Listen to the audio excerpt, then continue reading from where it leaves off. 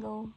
Hi everyone, my name is Ferenc Arliano, and for today's discussion, I'll be talking about CMO number 3, series of 2022, specifically Section 2 on administrative provisions, sections 10 to 12, about the specific documents and their purposes, Section 18 on suspension and closure of CBW, customs banded warehouses, and finally, the part on penalties, violations, and compliance.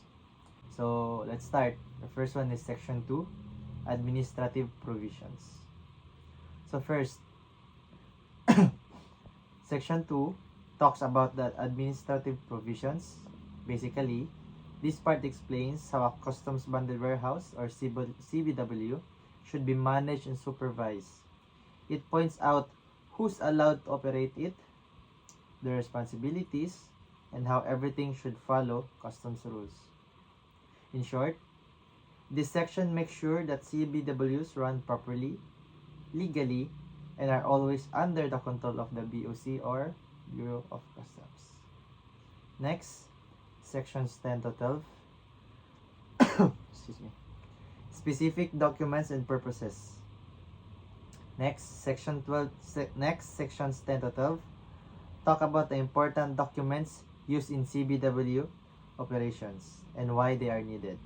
So next, sections 10 to 12 talk about the important documents used in CBW operations and why they are needed. Some examples are the application form for CBW accreditation, which companies use to apply for permission to operate a bonded warehouse.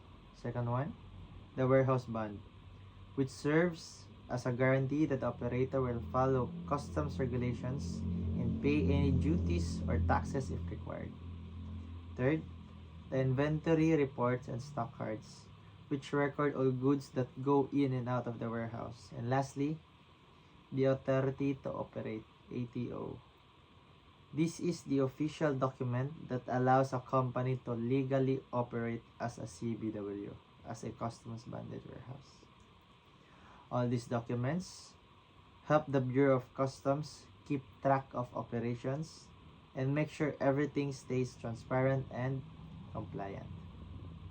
So let's go to section 18, suspension and closure of CBW, Customs Banded Warehouse. Now, for section 18, this part explains when a CBW can be suspended or closed.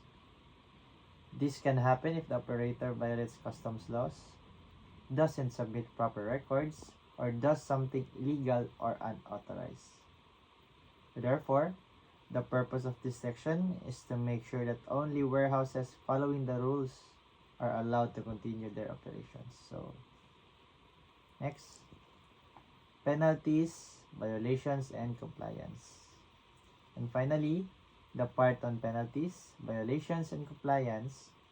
This section focuses on what happens when someone breaks the rules.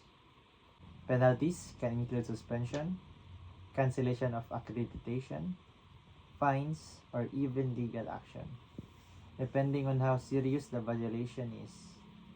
The main goal here is to encourage compliance and prevent smuggling, fraud, or any illegal activities.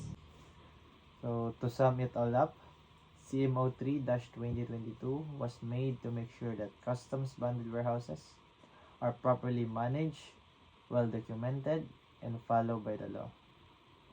By having clear rules, proper documents, and strict penalties, it helps protect government revenue and maintain fair trade.